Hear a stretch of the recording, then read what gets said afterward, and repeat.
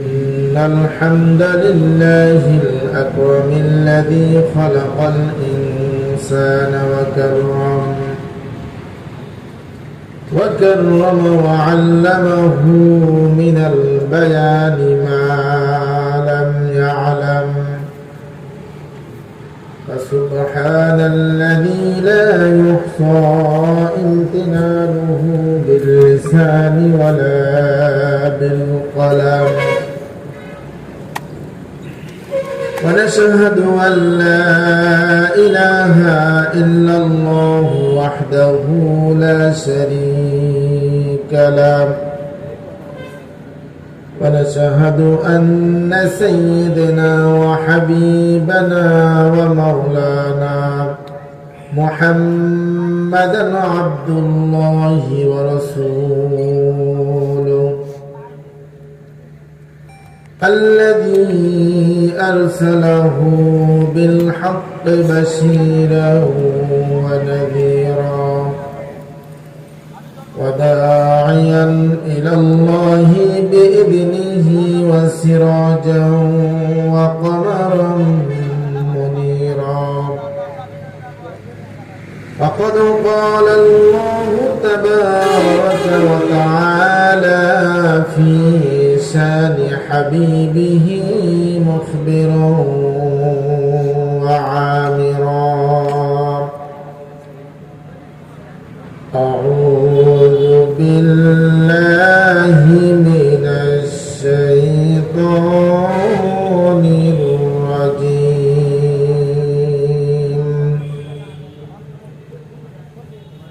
بسم الله الرحمن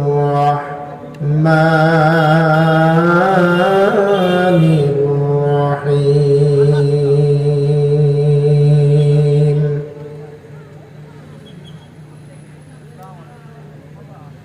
إن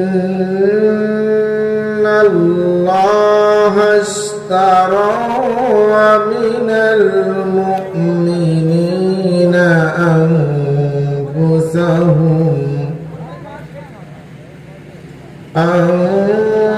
أنفسهم وأموالهم بأن لهم الجنة.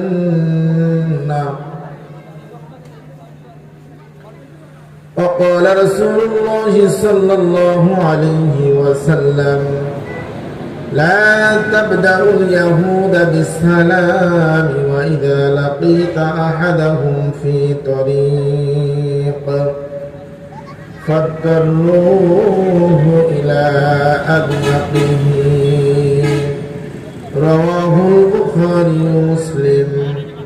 وقال الله تبارك وتعالى في شان حبيبه مخبرا وعامرا: إن الله وملائكته يصلون على النبي يا أيها الذين آمنوا صلوا عليه وسلموا تسليما. اللهم صل على سيدنا مولانا محمد وعلى آل سيدنا مولانا محمد। জবান খুলে সকলে মহাব্বতে পড়ুন আল্লাহুম্মা সাল্লি আলা مولانا محمد وعلى آل سيدنا شفيعنا। আমরা সকলে গুনাহগার উম্মত,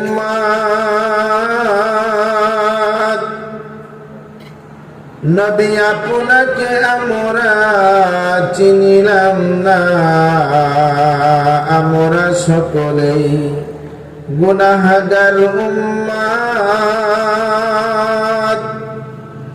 নবী আপনাকে আমরা চিনিলাম না, সেই কারণে রোজ হাসরে আপনি আমাদের ভুলবেন না।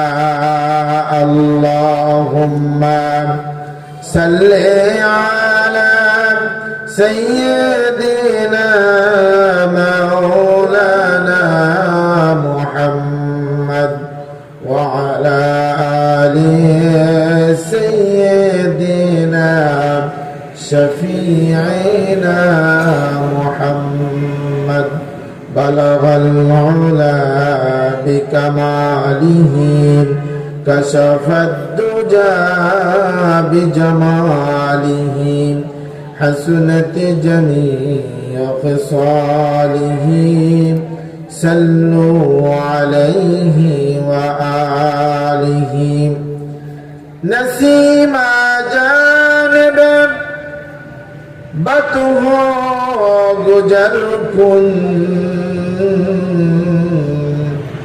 जहु आलम मुहम्मद रा खबर कुन बलगल उला बिकमालिही कशफद दुजा बिजमालिही हसनत जमीअ खिसालिही صلوا عليه وآله اللهم آمين ربنا ظلمنا أنفسنا وإن لم تغفر لنا وترحمنا لنكونن من الخاسرين رب العالمين আপনার বিশাল আসমানের নিচে বিশাল বিস্তীর্ণ জমিনের উপরে ভবানীপুর যুব সমাজ কমিটি কর্তৃক আয়োজিত তাফসীরুল কোরআন মাহফিলে বসে আমি হতভাগা গুনাহগার তোমার ইমানদার মুসলমান বান্দা বান্দীদেরকে নিয়ে আয় আল্লাহ তোমার মহিয়ান দরবারে তোমার শুকরগুজারি হয়েছি। তোমার হাবিবের উপর কয়েক মর্তবা দরুদ সালাম পড়েছি, মেহেরবানি করে দরুদ সালামের হাদিয়াটুকু সোনার মদিনায় নবী পাকের রওজা মুবারকে পৌঁছে দাও। রব্বুল আলামিন সাইয়েদানা আবুল বাশার বাবা আদম আলাইহিস সালাম মা হাওয়া আলাইহিস সালাম থেকে শুরু করে অদ্য মোনাজাত পর্যন্ত तमाम পৃথিবীর মাটি নিচে যত মুমিন মুমিনাত মুসলিমিন মুসলিমাত দুনিয়ার জমিন থেকে শেষ নিঃশ্বাস ত্যাগ করে তিনখানা পাঁচখানা কাফনের কাপড় জড়িয়ে শত শত মন মাটি বুকে করে গহীন কবরের বাসিন্দা হয়ে গেছে। আল্লাহ মেহেরবানি করে সকলের কবরে কবরে হাদিয়া পৌঁছে দেন। রব্বুল আলামিন আমরা যারা হাজির হয়েছি আয় আল্লাহ তাআলা আমাদের মধ্য থেকে জনম দুঃখিনী আব্বা জনম দুঃখিনী মা অনেকের বিদায় হয়ে কবরে চলে গেছে। আল্লাহ আয় আল্লাহ তাআলা ওই বাবা মার কবরে যদি কোনো ভুলের কারণে আযাব হয়ে থাকে আয় আল্লাহ তাআলা আমাদের আজকের এই দুয়ার বরকতে কবরে আযাবগুলি কিয়ামত পর্যন্ত বন্ধ করে দেন। আয় আল্লাহ তাআলা আজকের এই সুন্দর আয়োজন অক্লান্ত পরিশ্রম করে যুবকেরা করেছে, আমি জানি তাদের সব খবর আল্লাহ তাআলা রব্বুল আলামিন কতটা ক্লান্ত পরিশ্রম তারা করেছে ভালো কাজের আঞ্জাম দিতে। অনেক বাধা বিপত্তিকে উপেক্ষা করে অনেক কথাকে সহ্য করে আয় আল্লাহ তাআলা আজকের এই আয়োজন অনুষ্ঠিত হয়েছে। আমি জানি আয় আল্লাহ তাআলা তামাম বিশ্বের মানুষ জানে ভালো কাজ করতে গেলে অনেক বাধা সহ্য করতে হয়। আয় আল্লাহ তাআলা এই যুবক মানুষেরা মানুষের এই কথাগুলিকে উপেক্ষা করে শত বাধা বিপত্তিকে উপেক্ষা করে সুন্দর আঞ্জাম দিয়েছে। মেহেরবানি করে এই যুবকদেরকে তুমি উমর ইবনুল খাত্তাবের মতো কবুল করে নাও। আয় আল্লাহ তাআলা তারা আমাকে বলেছে ভাই এই যে জালসা এবার প্রথম বার্ষিকী এটা থেকে শুরু করে নিয়ে আল্লাহ পাক যতদিন আমাদেরকে বাঁচিয়ে রাখেন, এই সুন্দর আঞ্জাম আমরা প্রতি বছর করতে চাই। আমি তাদের এই কথাতে আয় আল্লাহ তার আমার অন্তর জুড়ায় গেছে। আমি তাদের জন্য অন্তর থেকে দোয়া করেছি। আয় আল্লাহ তার আজকে এই জনতাকে নিয়ে আপনার দরবারে এই দরখাস্তটুকু দিতে চাই। আয় আল্লাহ তাআলা এই যে ভালো কাজের আঞ্জাম তারা দিয়েছে, এই ভালো কাজের আঞ্জাম যাকে তুমি বাঁচিয়ে রাখো, তাদেরকে দিয়ে যেন প্রতি বছর এই সুন্দর কাজের আঞ্জাম দিতে পারো, তৌফিক দান করে দাও। আয় আল্লাহ তাআলা মেহেরবানি করে আজকের এই মাহফিল শোনার জন্য যারা বিভিন্ন জায়গা থেকে এসেছে এবং আসছে, এবং বলার জন্য যারা আসছে, মেহেরবানি করে প্রত্যেককে তুমি কবুল মঞ্জুর করে নাও। আয় আল্লাহ তাআলা বাড়ি ঘর ফেলে আসছে, তুমি বাড়ি ঘরের জিম্মাদার হয়ে যাও আল্লাহ।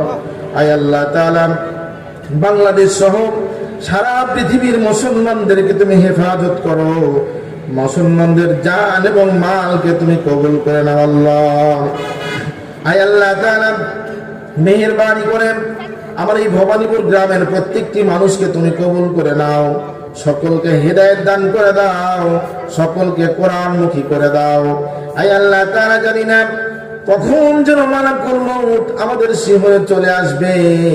আয় আল্লাহ তাআলা মালাকুল মউত আসার পূর্বে তুমি আমাদেরকে পূর্ণ ঈমানদার বানিয়ে দাও।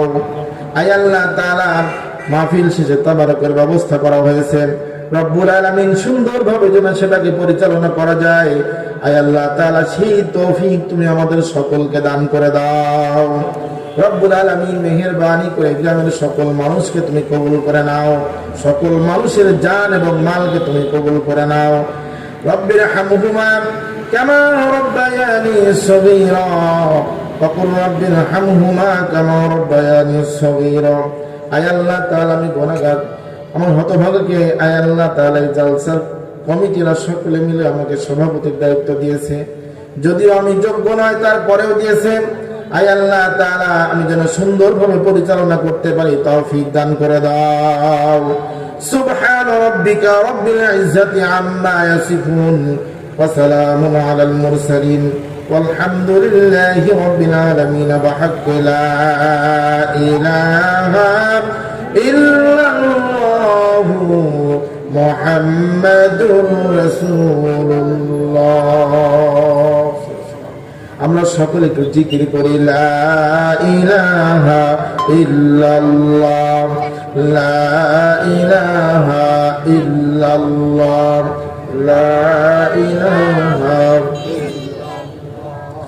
লা ইলাহা ইল্লাল্লাহ, লা ইলাহা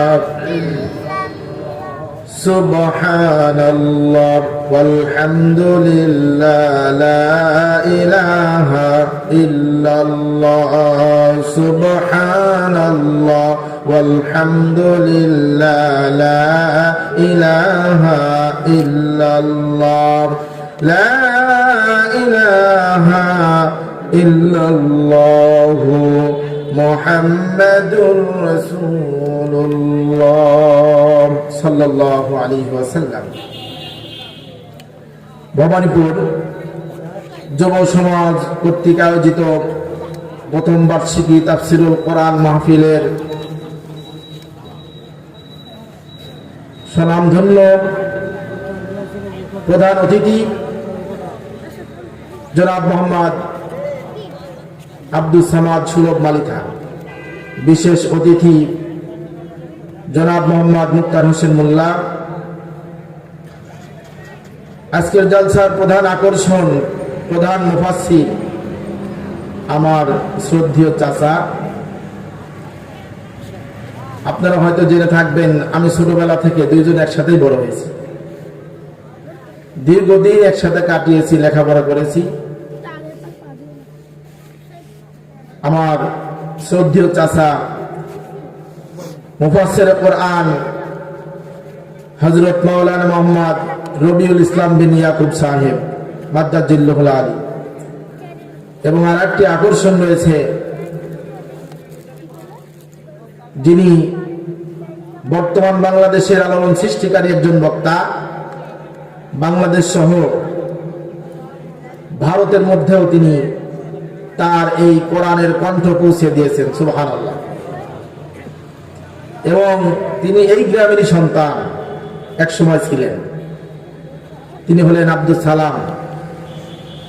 আপনারা সকলেই তাকে চেনেন বা অনেকেই চেনেন না, ইনশাল্লাহ আজকে পরিচিত হবে, চিনবেন সকলে। আমাদের এলাকার গর্ব জনাব মোহাম্মদ আব্দুল সালাম, তিনিও আমাদের মাঝে উপস্থিত হয়েছেন। এবং আমার সামনে ভূমিষ্ঠ সম্মানিত মুরব্বিয়ান একরাম, যুবক ভাইরা, পর্দার অন্তরালে অবস্থানরত আমার মা এবং বোনেরা, এবং যিনারা মাইকের আওয়াজ শুনছেন, আমি সকলকে দুয়ার আশায় আরেকটি বার সালাম প্রেরণ করছি। আসসালামু আলাইকুম ওয়া রাহমাতুল্লাহ। আপনারা সকলে কেমন আছেন?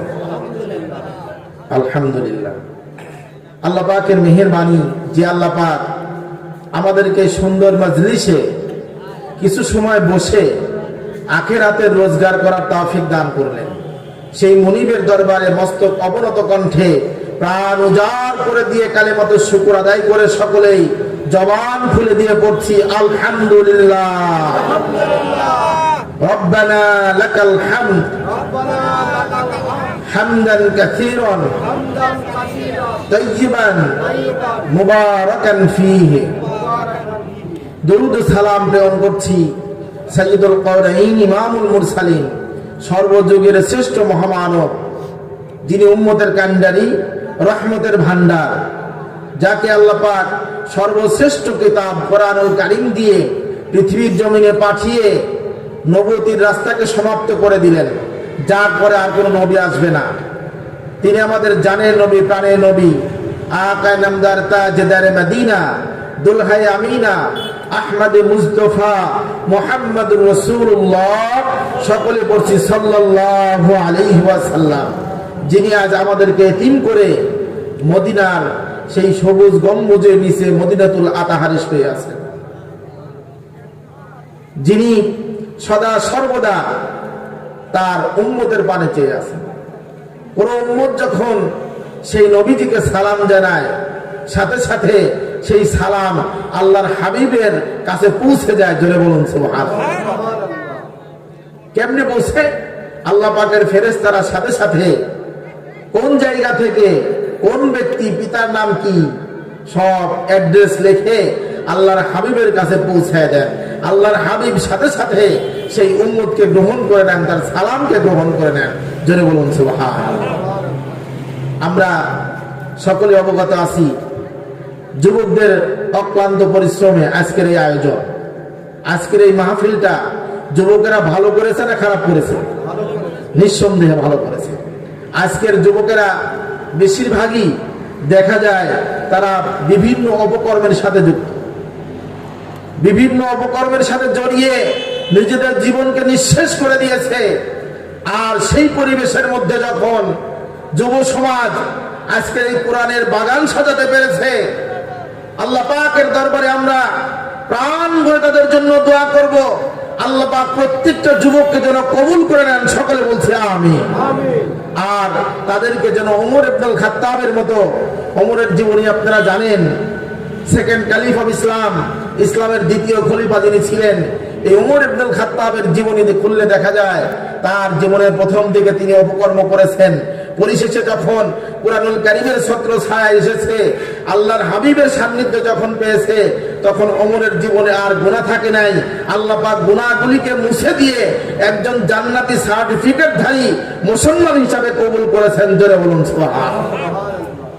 আজকের এই যুবকদের জন্য আমরা আল্লাহর কাছে দরখাস্ত করতে চাই, তাদেরকেও যেন আল্লাহ পাক তাবারক ওয়া তাআলা এরকম ভাবে কবুল করে নেন। জোরে বলুন আমিন। সম্মানিত উপস্থিতি, আসলে আমি কথা বলতে চাচ্ছিলাম না, তো ছেলেদের অনুরোধেই রিকোয়েস্টেই কয়েকটি কথা, সেই সুবাদেই আমি পবিত্র কালামুল্লাহ শরীফ থেকে একখানা আয়াতে কারিমা আপনাদের মাঝে আমি তেলাওয়াত করেছি। আমি আর ভূমিকাতে যেতে চাই না, সরাসরি কয়েকটি কথা যখন বলবো তখন সরাসরি আলোচনার মধ্যে ঢুকে যাই। কুরআনুল কারীমকে আবারও তেলাওয়াত করি ইনশাআল্লাহ। আউযু বিল্লাহি মিনাশ শাইতানির রাজীম। বিসমিল্লাহির রাহমানির الرحيم إن الله اشترى من المؤمنين أنفسهم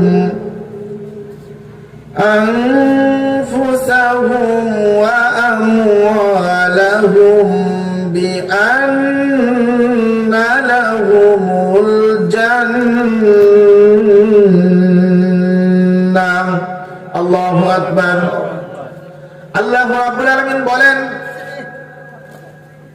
ইন্নাল্লাহা আশতারা মিনাল মুমিনিনা আনফুসাহুম ওয়া আমওয়ালাহুম বিআন্না লাহুমুল জান্নাহ নিশ্চয় মুমিনদের ঈমানদারদের জান এবং মালকে আমি আল্লাহ পাক তাবারক ওয়া তাআলা কিনে নিয়েছি আমি খরিদ করে নিয়েছি জান এবং মালকে কিনে নিয়েছি বিনিময় হলো জান্নাত আমি জান্নাত দিয়ে ঈমানদারদের জান এবং মালকে কিনেছি জোরে বলুন সুবহানাল্লাহ তাহলে আমাদের জীবন আমাদের সম্পদ এগুলি কার এগুলি আল্লাহর এগুলি কিন্তু আমাদের না আমরা যতই আমাদের বলি আসলে প্রকৃতপক্ষে এগুলির মালিক হলেন যিনি তিনি হলেন আল্লাহ এই আয়াতে কারিমার মধ্যে আল্লাহ রাব্বুল আলামিন এই কথাই জানিয়ে দিয়েছেন ঈমানদারদের জান আর মাল আমি কিনে নিয়েছি বিনিময়ে ঈমানদারদেরকে কি দিয়েছি জান্নাত দিয়েছেন সুবহানাল্লাহ তাহলে আজকে এই জান আর এই মাল আমাদের কাছে আছে এটা আল্লাহ প্রদত্ত আমাদের কাছে আমানত কথা বলেন ঠিক কিনা এগুলি আমানত আল্লাহ পাক আমাদের কাছে আমানত দিয়েছেন জান এবং মাল অতএব এগুলাকে যখন যে কাজে যে অবস্থায় আল্লাহ পাক খরচ করতে বলেছেন ঠিক আমাদেরকে তখন সে কাজে আমাদেরকে খরচ করা লাগবে কথা বলেন ঠিক কিনা যদি আমরা সেই কাজে খরচ না করি অবস্থাটা কি হবে আল্লাহ রাব্বুল আলামিন সে কথা কোরআনুল কারীমে জানায় দিয়েছেন যে এই জান এবং মাল তোমাদেরকে যেভাবে খরচ করতে বলেছি যেভাবে চালাতে বলেছি তোমরা যদি সেভাবে না চালাও তাহলে পরিণতি কি হবে কাল কিয়ামতের দিন আল্লাহ পাক তাবারক ওয়া তাআলা আমাকে আপনাকে সেদিন ধরে ফেলবে ধরবে কিনা আল্লাহ পাক ধরে ফেলবে কেননা তোমাদের কাছে আমি আমানত দিয়েছিলাম আর সেই আমানতগুলা যেভাবে তোমাকে খরচ করতে বলেছিলাম সেভাবে খরচ করো নাই অতএব সেগুলোর হিসাব আজকে মেলাও কাল কিয়ামতের ময়দানে মুসিবতের দিনে আল্লাহ পাক যদি কোনো বান্দা বান্দির কাছ থেকে হিসাব চেয়ে বসেন বলেন তো হিসাব দেওয়া কি সম্ভব আমরা কেউ হিসাব দিতে পারবো না অতএব আল্লাহ পাক আমাদের জীবনকে যেভাবে পরিচালনা করতে বলেছেন অবশ্যই সেভাবে করা লাগবে আমরা পৃথিবীতে যারা আছি দুনিয়ার একজন ব্যক্তি বলতে পারবো না আমাদের জীবনে কোনো গুনাহ নাই বলতে পারবো না কি কেউ আমরা কেউ বলতে পারবো না আমাদের জীবনে কোনো গুনাহ নাই আর এই গুনাহ থেকে মুক্ত হওয়ার জন্য আল্লাহর কাছে বেশি বেশি করে ইস্তেগফার করা লাগবে কিনা ইস্তেগফার যদি কোনো বান্দা বান্দি করে তাহলে ক্ষমা করে দিবেন যিনি তিনি বলেন আল্লাহ বান্দাকে ক্ষমা করে দিবেন অতএব বান্দাকে ফিরে আসতে হবে আল্লাহর দিকে সম্মানিত উপস্থিতি আপনারা সকলেই জেনে থাকবেন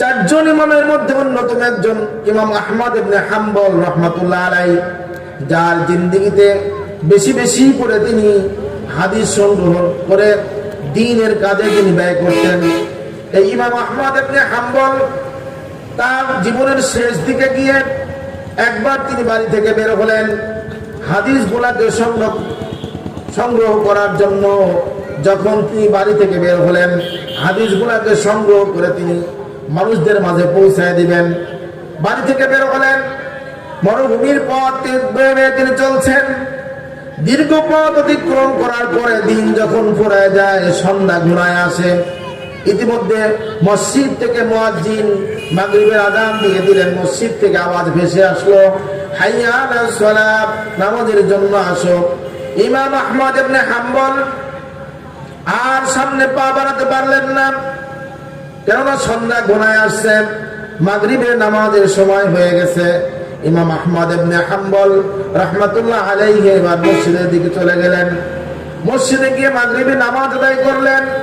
মাগরিবের নামাজ আদায় করার পরে মসজিদের এক বারান্দায় তিনি অপেক্ষা করতে লাগলেন, বসে বসে আল্লাহর নামের তাসবিহ পড়তে লাগলেন। আপনারা তাসবিহ পড়েন তো সকলেই? আল্লাহর নামের তাসবিহ তেলাওয়াত করবেন। আল্লাহর কাছে সবচাইতে প্রিয় তাসবিহ হলো চারটা। কয়টা? চারটা তাসবিহ। সুবহানাল্লাহ, আলহামদুলিল্লাহ, আল্লাহু আকবার, লা ইলাহা ইল্লাল্লাহ। এই চারটা জিকির বেশি বেশি করে করবেন, এতে আপনার অন্তর পরিষ্কার হয়ে যাবে। জোরে বলুন সুবহানাল্লাহ।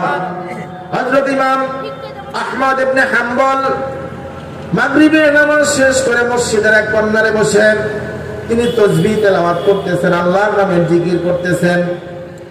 এমত অবস্থায় নামাজ যখন শেষ হয়ে মুসল্লিরা মসজিদ থেকে বের হয়ে যায়, মসজিদ থেকে বের হয়ে যাওয়ার পরে দীর্ঘ সময় যখন অতিবাহিত হয়ে যায়, আবার যখন এশার সময় হয়ে যায়, মসজিদে আবার মুয়াজ্জিন গিয়ে এশার নামাজের আযান শুরু করে দিলেন। হাইয়া আলাস সালাম। মুয়াজ্জিন যখন আযান দেয়, এবার এশার জামাতেও ইমাম আহমদ ইবনে হাম্বল রাহমাতুল্লাহ আলাইহি শরীক হয়ে এশার জামাতে নামাজ পড়লেন। এশার জামাতে নামাজ পড়ার পরে যখন মুসল্লিরা ধীরে ধীরে নামাজ শেষ করে যখন মসজিদ থেকে বের হয়ে চলে যায়, মসজিদ ফাঁকা হয়ে যায়, ইমাম আহমদ ইবনে হাম্বল রাহমাতুল্লাহ আলাইহি মসজিদের ভিতরে এক কর্নারে তিনি তার ছোট্ট গাটুরিটা বিছায়া তিনি একটু বিশ্রাম করার জন্য যখন প্রস্তুতি নিচ্ছিলেন, এমত অবস্থায় মসজিদের মুয়াজ্জিন এসে বললেন, মুরব্বী, এই মসজিদে থাকা যাবে না, এটা থাকার জায়গা না, অতএব আপনি বের হয়ে চলে যান।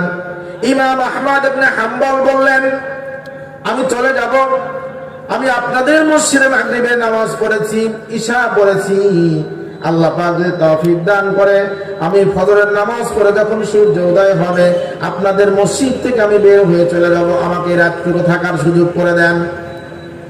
ইমাম আহমদ ইবনে হাম্বল যখন কথা বললেন, ইমাম আহমদ ইবনে হাম্বলের কথা শুনে মুয়াজ্জিন নাসরবান্দা হয়ে গেলেন, বললেন, না, থাকা যাবে না, মুরব্বী আপনি তাড়াতাড়ি করে মসজিদ থেকে বেরিয়ে চলে যান।